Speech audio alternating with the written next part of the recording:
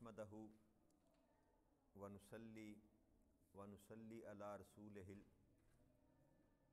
الامین المکین الحنین الکریم الرؤوف الرحیم اما بعد فاعوذ باللہ من الشیطان الرجیم بسم اللہ الرحمن الرحیم۔ واجب الاحترام ساتھیو، اللہ تعالیٰ کا بے پائے لطف و کرم اور اس کا احسان عظیم ہے کہ جس کی توفیق خاص ہے ہم اس کے ذکر کے لیے اس کے گھر میں جمع ہیں۔ کل ہم نے سورہ البقرہ کی آیت نمبر 209 تک بات کو مکمل کیا تھا، اور اختتام ہم نے اس بات پر کیا تھا کہ اللہ کریم نے ارشاد فرمایا کہ اے ایمان والو، تم پورے کے پورے اسلام میں داخل ہو جاؤ اور شیطان کے راستے پر نہ چلو، بے شک وہ تمہارا کھلا دشمن ہے۔ پس اگر تم اس کے بعد بھی لغزش کرو جب کہ تمہارے پاس واضح نشانیاں آ چکیں، تو جان لو کہ اللہ بہت غالب اور بڑی حکمت والا ہے۔ یہ آیت کریمہ خاص کر جو اللہ کریم نے ارشاد فرمایا وہ ان عیسائیوں اور یہودیوں کے متعلق تھا، اور پھر سارے امت کے لیے کہ وہ لوگ تورات اور انجیل کا کچھ حصہ مانتے اور کچھ قرآن کا حصہ مانتے، کسی بات کو اپنا لیا کسی بات کو چھوڑ دیا۔ وہ جو وتیرہ تھا ان کا بنی اسرائیل کا، ان میں سے کچھ لوگ جو تھے اسلام قبول کرنے کے باوجود اسی وتیرے کو قائم کیے رکھے انہوں نے۔ اللہ کریم نے یہ ارشاد فرمایا کہ ایمان میں پورے کے پورے داخل ہو جاؤ، اسلام میں پورے کے پورے داخل ہو جاؤ۔ حضرت عبداللہ فرماتے ہیں کہ اس سے مراد پورا اسلام جو ہے جس کے 30 حصے ہیں، اور قرآن کریم کی مختلف سورہ مبارکہ میں اللہ کریم نے ان کو بیان فرمایا۔ پہلے 10 حصے جو ہیں سورہ برات میں اللہ کریم نے یہ ارشاد فرمایا تھا، یعنی کہ پہلے توبہ کرنا، عبادت کرنا، حمد کرنا، اللہ کی راہ میں پھرنا، رکوع کرنا، سجدہ کرنا، بھلائی کا حکم دینا، برائی سے روکنا، اللہ کی حدود کی حفاظت کرنا اور ایمان لانا۔ یہ 10 بیان اللہ کریم نے سورہ برات میں کیے، اور اس کے آگے 10 کا بیان قد افلاح سے شروع کیا رب کریم نے، اور یہ فرمایا تھا سورہ معارج میں، یعنی نماز کو خشوع و خضوع سے ادا کرنا، لغو اور فضول باتوں اور کاموں سے منہ پھیر لینا، زکوٰۃ دیتے رہنا، اپنی شرمگاہوں کی حفاظت کرنا، امانت داری کرنا، وعدہ خلافی نہ کرنا یعنی کہ وعدہ وفا کرنا، نماز پر ہمیشگی اور حفاظت کرنا، پکا نمازی ہونا اور اپنی نمازوں کی حفاظت کرنا، قیامت کو سچا جاننا، اللہ کے عذابوں سے ڈرتے رہنا اور سچی شہادت پر قائم رہنا۔ اور اس کے بعد اللہ کریم نے سورہ احزاب میں یہ ارشاد فرمایا تھا، اسلام لانا، ایمان رکھنا، قرآن پڑھنا، سچ بولنا، صبر کرنا، عاجزی اختیار کرنا، خیرات دینا، روزہ رکھنا، بدکاری سے بچنا، اللہ تعالیٰ کا ہر وقت بکثرت ذکر کرنا، یہ سارے جو عوامل اللہ کریم نے بیان فرمائے، یہ ان کی تعداد 30 بنتی ہے۔ حضرت عبداللہ فرماتے ہیں کہ ان 30 حکموں کو ماننا جو ہے نا، اس کا نام اسلام ہے، اس کا نام ایمان ہے۔ اب جتنے اللہ کریم نے ذکر کیا اس میں کوئی چیز باقی بچتی، سر سے لے کر پاؤں تک انسان کے سارے معاملات، انفرادی طور پر، اجتماعی طور پر، معاشرتی طور پر، سارے کے سارے معاملات، حقوق العباد سے لے کر حقوق اللہ تک اللہ کریم نے ساروں کا ذکر فرما دیا۔ تو اب اس میں سے کسی حصے کو بھی چھوڑنا وہ ویسے ہی ہے کہ جیسے اللہ کریم کے حکم کے مطابق ہم نے اسلام کے کسی جز کو چھوڑ دیا، اور جب کل میں سے جز نکل جاتا ہے تو کل خالص نہیں رہتا۔ تو اللہ کریم یہ چاہتے ہیں کہ ہم اگر ایمان والے ہوں، اسلام میں داخل ہوں تو پورے کے پورے ہوں، ہر ایک جہت میں ہم کسی حصے میں بھی اپنی کمزوری ظاہر نہ کریں۔ کما حقہ ہو، اللہ کریم نے جو حکم کیا ہے اس کو پورا کرنے کی کوشش کریں۔ کوشش کرنا ہمارا فرض ہے، اس کے مطابق اللہ کریم اجر دینے والا ہے۔ اور کامل تو انسان دنیا میں ہو نہیں سکتا، لیکن ایمان کو کامل کرنے کی انسان کو کوشش کرنی چاہیے، اس میں اللہ کریم سے مدد مانگنی چاہیے۔ آگے آیت کریمہ 210 ہے جہاں سے ہم آج آغاز کریں گے، اس میں اللہ کریم نے ارشاد فرمایا هل ينظرون الا ان ياتهم الله في ظلال من الغمام والملائكة وقضي الامر والى الله ترجع الامور۔ اور یہ کیا اس بات کے منتظر ہیں، نہ ماننے والے، انکار کرنے والے، اپنی مرضی کرنے والے، یہ سارا گروپ شامل ہے اسی میں۔ اللہ فرما رہے ہیں کہ کیا اس بات کے منتظر ہیں کہ بادل کے سائبانوں میں سے اللہ آ جائے یا اللہ کا عذاب آ جائے اور فرشتے بھی اتر آئیں نیچے، اللہ آ جائے اور فرشتے آ جائیں اور قصہ تمام ہو جائے، تو سارے کام اللہ ہی کی طرف لوٹائے جائیں گے۔ تو اللہ کی ارشاد فرماتے ہیں کہ یہ اس وقت کے کیا انتظار میں بیٹھے ہوئے ہیں کہ جب اللہ کے آنے اور فرشتوں کے آنے کا مقصد یہ ہے کہ وہ قیامت کا دن کھڑا کر دیا جائے، جب اللہ کریم بھی تمام بندوں کو اپنے سامنے جمع کر لیں گے۔ کیا اس دن کے انتظار میں ہے کہ رب کریم بھی اپنی شان کے لائق کا سامنے آ جائیں ان کے، اور فرشتے جو ڈیوٹیاں لگی ہوئی جن کے وہ بھی ان کے سامنے آ جائیں۔ تو کیا اس وقت جا کر یہ ایمان لے کر آئیں گے جب اللہ کو دیکھ لیں گے ظاہری آنکھوں سے اور فرشتوں کو دیکھ لیں گے اپنی ظاہری آنکھوں سے، پھر ایمان لے کر آئیں گے؟ تو کہنے کا مطلب اللہ کریم کا یہ ہے، بین السطور میں اللہ کریم بات کرنا چاہتے ہیں، پھر تو سارا قصہ ہی تمام ہو جائے گا۔ جس دن اللہ کریم نے اپنا آپ دکھا دیا اور جس دن فرشتوں کو دکھا دیا، وہ دن ہوگا کہ جب سارا قصہ ہی تمام کر دیا جائے گا۔ کائنات میں بسنے والی ہر جان کو جو ہے نا وہ تلف کر دیا جائے گا اور پھر دوبارہ زندہ کر کے اللہ کے سامنے پیش کیا جائے گا۔ تو اللہ کہتا ہے اس دن اگر تم ایمان لے بھی آؤ گے، اللہ کو سامنے دیکھ کر، فرشتوں کو دیکھ کر، جنت کو دیکھ کر، جہنم کو دیکھ کر اگر تم ایمان لے بھی آؤ گے تو وہ تمہارا ایمان قبول نہیں کیا جائے گا۔ تو حقیقت میں یہ ہے کہ اللہ کی حقیقت کو جان کر، جنت اور جہنم کی حقیقت کو جان کر، فرشتوں کی حقیقت کو جان کر اگر اسلام کو قبول کیا جائے تو وہ قبول کرنا اور نہ کرنا ایک برابر ہے۔ اللہ تو چاہتا ہی یہ ہے کہ غیب میں ایمان لانا، پہلی شرط لگائی تھی اللہ نے، اللہ دینا یومنون بالغیب، وہ لوگ جو غیب پر ایمان لے کر آتے ہیں، دیکھ کر ایمان لانے والا ایمان قبول نہیں کیا جائے گا۔ اللہ نے کہہ دیا میں ہوں تو مان لے کہ اللہ ہے۔ آقا کریم صلی اللہ علیہ وسلم نے فرما دیا کہ میں اللہ کا رسول ہوں، ہم تسلیم کر لیں کہ ہاں اللہ آپ اللہ کے رسول ہیں۔ جنت ہے، جہنم ہے، عذاب قبر ہے، حشر کا میدان سجے گا، حساب و کتاب ہوگا، سفارش کی جائے گی، شفاعت مانی جائے گی، یہ سارا مضمون جو اللہ کریم نے اپنے حبیب کی زبان سے بیان فرمایا، اس کو اگر بندہ بن دیکھے مانتا ہے تو تب جا کر وہ ایمان والا بنتا ہے۔ اور اللہ کہتا ہے جب حقیقت کھل جائے گی تمہارے سامنے اور سارا قصہ ہی تمام کر دیا جائے گا، پھر تمہیں کیا ماننا؟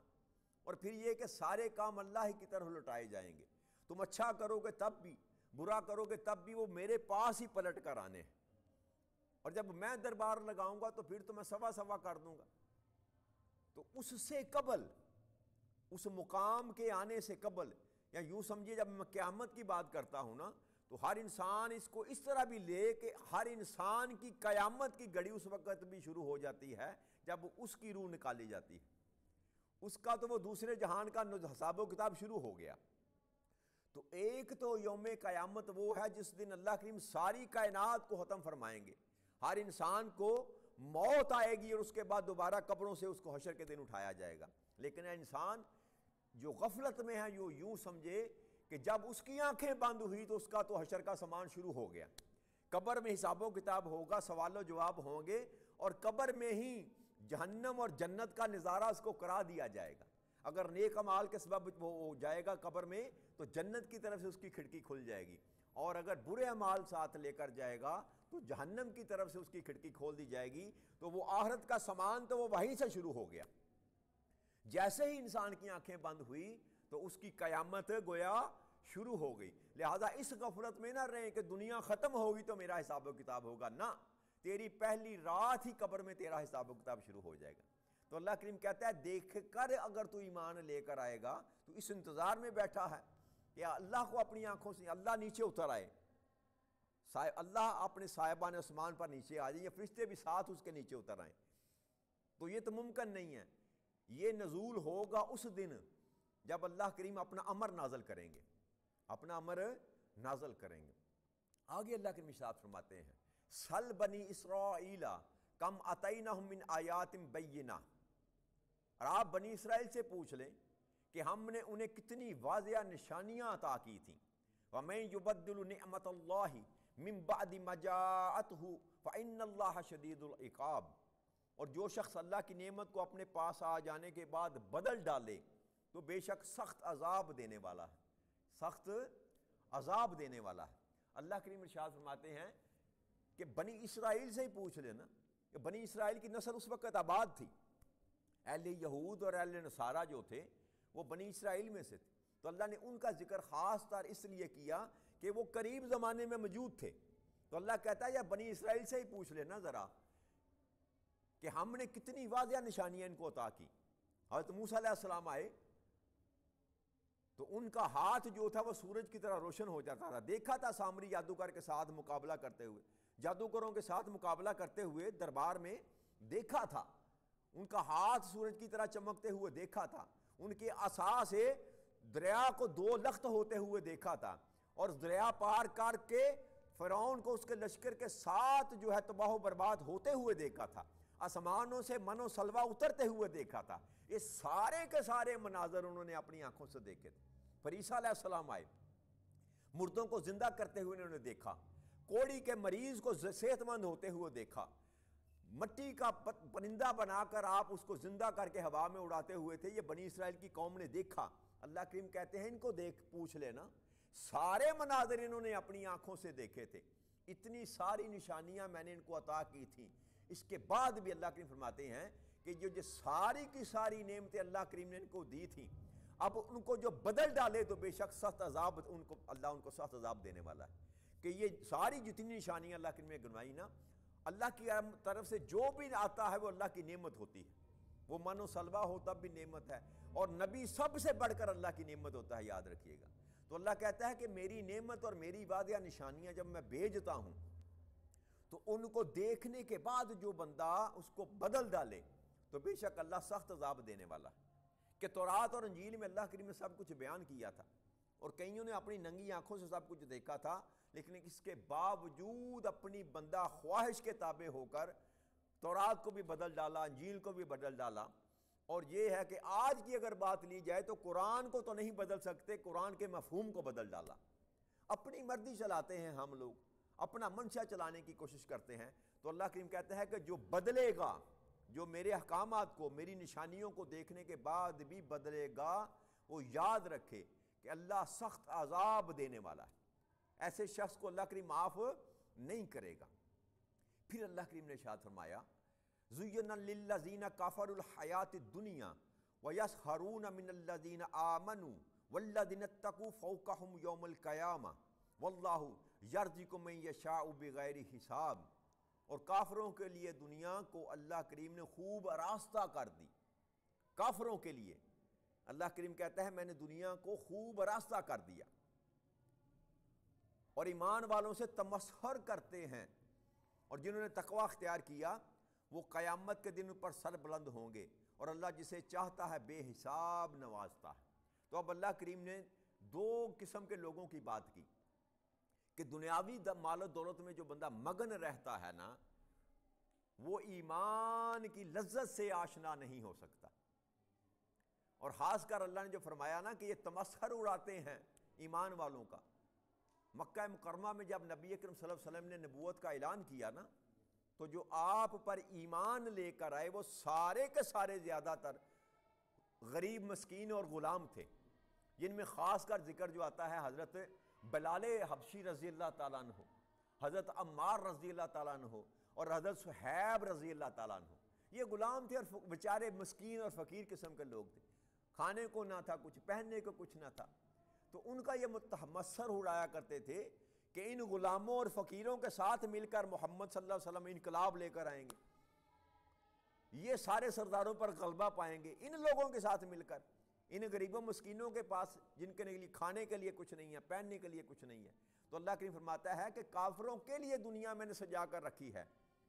جو مومن ہو جاتا ہے وہ ظاہری دنیا کے اسباب کی طرف نہیں دیکھتا، اسباب کی طرف نہیں دیکھتا. حضرت صہیب جو تھے نا، یہ جنگ بدر میں میرا شہید ہو چکے تھے.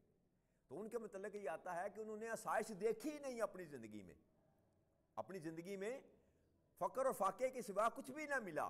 اور یہاں تک ہے کہ جب وہ شہید ہو گئے، جنگ احد میں میرا شہید ہوئے تھے اگر میں درست ہوں، اللہ تعالیٰ مجھے معاف کرے، جنگ احد میں. تو جب وہ شہید کیے گئے تو ان کے پاس اوپر لینے کے لیے کپڑا بھی نہ تھا. تو جب چادر کھینچی جاتی تھی منہ کی طرف کی جاتی تھی تو پاؤں ننگے ہو جاتے تھے، اور جب پاؤں کی طرف کھینچی جاتی تھی تو ان کا چہرہ مبارک ننگا ہو جاتا تھا. اور جب آقا کریم صلی اللہ علیہ وسلم کے حضور یہ مسئلہ پیش کیا گیا تو آپ نے فرمایا کہ صہیب کا چہرہ چادر سے ڈھانپ دو اور پاؤں پر گھاس ڈال دو، پاؤں پر. یہ حالت تھی ان لوگوں کی. اور وہ اللہ کریم کہتا ہے کہ تمہیں وہ نظر آتے ہیں نا غریب اور مسکین ہیں، لیکن یاد رکھو قیامت کے دن میں ان کو سر بلند کروں گا. قیامت کے دن وہ جو دنیا میں فقیر تمہیں نظر آتے ہیں وہ سر بلند ہوں گے. ان کے اونچے ٹیلوں پر میں سجا کر مسندے لگا کر قیمتی ریشمی اور سونے اور چاندی کے تاج پہناؤں گا، ان کو ہیرے جواہرات کے جڑے ہوئے کنگن ان کو پہناؤں گا، شہنشاہوں سے بڑھ کر ان کو میں نوازوں گا. تب تمہیں پتا چلے گا کہ حقیقت میں سر بلندی کن کو ملتی ہے، جن کا تم مذاق اڑایا کرتے تھے. اللہ کہتا ہے قیامت کے دن میں ان کو سر بلند کروں گا اور ساری کائنات کی مخلوق دیکھے گی. یہ بلال حبشی ہیں، یہ عمار بن یاسر ہیں، اور یہ صہیب رضی اللہ تعالیٰ عنہما ہیں. ساروں کو اللہ کریم کہتا ہے میں اس دن سر بلند کروں گا. تو اللہ کریم بتانا یہ چاہتا ہے کہ اللہ اے بندو یاد رکھو کہ یہ دنیا کی جو زینتیں ہیں نا، یہ حقیقت میں نے کافروں کے لیے سجا کر رکھی، یہ کافروں کو لچاتی ہیں. عائشہ حضرت ام المؤمنین حضرت عائشہ صدیقہ رضی اللہ عنہا فرماتی ہیں کہ نبی اکرم صلی اللہ علیہ وسلم کے ظاہری دنیا سے پردہ فرمانے کے بعد ہمارے گھر میں کچھ بھی باقی نہ بچا. جب میں نے الماری دیکھی اپنے گھر میں جو پڑی ہوئی تھی تو اس میں سے کچھ جوں نکلے جو 2 یا 3 دن میں کھا سکی، اس کے بعد وہ بھی ختم ہو گئے. تو یہ تھا سرکار دو جہاں صلی اللہ علیہ وسلم کے گھر کا نقشہ. اور میں نے عرض کی تھی نا کہ حضرت ام المومنین حضرت عائشہ صدیقہ رضی اللہ تعالیٰ کی حدیث مبارک ہے یہ بھی، کہ ہم نے کبھی 3 دن کوئی ایسے ہماری زندگی میں نہیں گزرے کہ ہم نے جی بھر کے کھانا کھایا. کہیں 3 چاند گزر جاتے، 3 دن نہیں 3 چاند گزر جاتے تھے، ہمارے گھر میں چولہا نہیں جلتا تھا. تو اس کا مطلب کیا ہے؟ اللہ کریم یہ سمجھا رہے ہیں بندے، ہم جیسے لوگ جو دنیا کے پیچھے بھاگتے ہیں، جو یہ سمجھتے ہیں کہ شاید دنیا ہمارے لیے بنی ہے، دنیا ہمارے لیے، اللہ کہتا ہے نہیں، دنیا بنائی ضرور ہے لیکن دنیا کی لذتیں جو ہیں میں نے کافروں کے لیے رکھی ہوئی. دنیا کی لذتیں حرام نہیں کی مسلمانوں پر. جب یہ بات کی جاتی ہے نا تو یہ یوں سمجھیے کہ جو اکثریت کی بات کی جاتی ہے. حضرت عثمان غنی کے پاس بہت زیادہ اسباب تھے، تو اس کا مطلب یہ نہیں ہے کہ وہ ایمان میں کمزور تھے، ایسی بات نہیں ہے. اللہ یہ چاہتا ہے، اللہ یہ فرما یہ رہا ہے کہ جو مومن ہوتا ہے وہ دنیا کی محبت میں گرفتار نہیں ہوتا. نعمتیں تو ہوتی ہیں لیکن وہ نعمتوں کو حاصل کرنے کے لیے بھاگتا نہیں ہے، بھاگ دوڑ نہیں کرتا، وہ میرے ساتھ ملاقات کے لیے تڑپتا رہتا ہے. ہر وقت اسی مگر رہتا ہے کہ کب میں جاؤں دنیا سے اور اللہ سے میری ملاقات ہو. کیوں کہ وہ جانتا ہے کہ اصل جو مجھے ملنا ہے انعام، وہ اس بارگاہ ایزدی سے ملنا ہے، دوسرے جہان میں ملنا ہے. میرا مال و ثواب، میرا بینک بیلنس، میری اصل زندگی جو ہے وہاں شروع ہونے والی ہے، یہاں تو میں مسافر ہوں.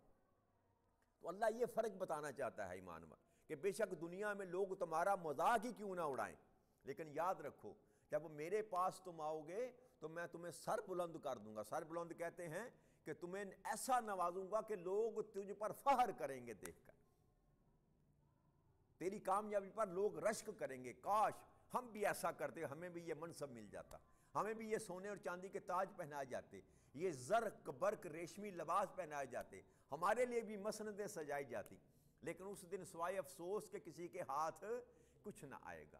اب جو کچھ بھی کرنا ہے جو کچھ بھی کرنا ہے اللہ نے فرمایا جنہوں نے تقوی اختیار کیا، اور تقوی نام ہی پرہیزگاری کا ہے، تقوی کے معنی ہی پرہیزگاری ہے، کہ جو رک گیا، جس نے اپنے آپ کو روک لیا دنیا کی محبتوں سے، دنیا کی زینتوں سے جس نے اپنے آپ کو روک لیا، بس اللہ کہتا ہے وہی ایسے لوگ ہیں جن کو قیامت کے دن میں سر بلند کروں گا، اور اللہ جسے چاہتا ہے بے حساب نوازتا ہے۔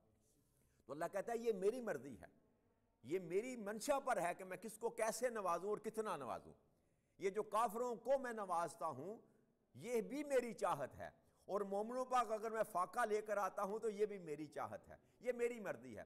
اور یاد رکھیے گا اللہ جب دیتا ہے تو تب بھی آزماتا ہے، اور اللہ جب نہیں دیتا تو تب بھی آزماتا ہے۔ جس کو ملا وہ بھی امتحان میں ہے، اور جس کو نہیں ملا وہ بھی امتحان میں ہے۔ بس یاد رکھیے گا کہ جو جتنا اللہ کے قریب ہے اللہ کریم اس کو آزمائش بھی زیادہ ڈالتا ہے۔ تو یہ فقر اور فاقہ جو ہے نا، یہ تو نبیوں کی میراث ہے۔ نبیوں کی میراث یہ ہے، نبیوں کی میراث مال و دولت نہیں ہوتا، نبیوں کی میراث یا علم ہوتا ہے یا فقر و فاقہ ہوتا ہے۔ آپ سارے انبیاء کرام کی زندگی کو پڑھ کر دیکھ لیں، اللہ ماشاءاللہ سوائے چند ایک نبیوں کو چھوڑ کر، داؤد علیہ السلام کو چھوڑ دیں، سلیمان علیہ السلام کو چھوڑ دیں، ٹھیک ہے، حضرت ایوب علیہ السلام کو، 2-3 نبیوں کے علاوہ جن کو اللہ کریم نے مال عطا فرمایا بہت زیادہ، باقی ہر نبی نے فقر و فاقے کی زندگی بسر کی۔ پاس تھا تب بھی فقیروں کی طرح زندگی بسر کی، کیوں کہ وہ اصل حقیقت کو جانتے تھے کہ یہ دنیا کا مال جو ہے یہ انسان کو راہ حق سے ہٹا دیتا ہے۔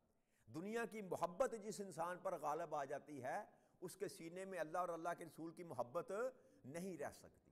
تو اللہ کریم اس لیے ترغیب دینا چاہتا ہے، یہ جو لفظ اللہ نے استعمال کیے نا کہ دنیا کی زینتوں کو میں نے کافروں کے لیے سجا کر رکھا ہے، زینتیں تو رکھی ہیں لیکن اس میں مگن وہ ہوتا ہے جو ایمان میں کمزور ہوتا ہے۔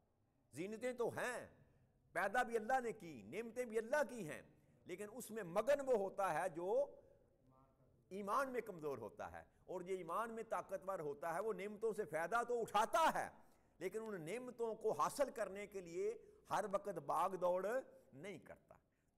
تو اللہ کریم نے یہ کلیہ اور قاعدہ سمجھا دیا کہ جو دنیا میں راحتیں تلاش کرتا ہے وہ یاد رکھے کہ وہ آخرت میں راحت کا طالبگار کبھی نہیں ہو سکتا، اور جو دنیا میں فقر اور فاقہ اور تنگی برداشت کر دیتا ہے وہ یاد رکھے کہ آخرت میں وہ اس کو امن بھی نصیب ہوگا، خوشیاں بھی نصیب ہوں گی، راحتیں بھی نصیب ہوں گی، اور وہ دائمی زندگی کے لیے اللہ کریم ہمیں توفیق دے کہ اس دائمی زندگی کے لیے اس عارضی زندگی میں مصیبتیں برداشت کر لیں۔ اللہ کریم نے تو ہمیں امتحان میں کبھی ڈالا ہی نہیں، اور نہ اللہ ہمیں ڈالے، ہم کمزور آدمی ہیں، لیکن جتنا بھی اللہ کریم نے عطا کیا، جتنا بھی عطا کیا، ہمیں اپنا ہر وقت محاسبہ کرتے رہنا چاہیے کہ کہیں ہم سے کوئی ایسی بات، کوئی ایسا گناہ تو سرزد نہیں ہو رہا، کوئی ایسا فعل تو نہیں ہم کر رہے جس سے اللہ کریم ناراض ہو جائے، جو مومن کی شان کے لائق نہ ہو، مومن کی شان کے لائق نہ ہو۔ اپنے اعمال کو درست کرنے کی ہمیں ضرورت ہے تاکہ قیامت کے دن ہم شرمسار نہ ہوں۔ اللہ کریم ہمیں محفوظ رکھے ہر قسم کی بلا سے۔ وما علینا الا البلاغ المبین۔ والسلام علیکم ورحمۃ اللہ وبرکاتہ۔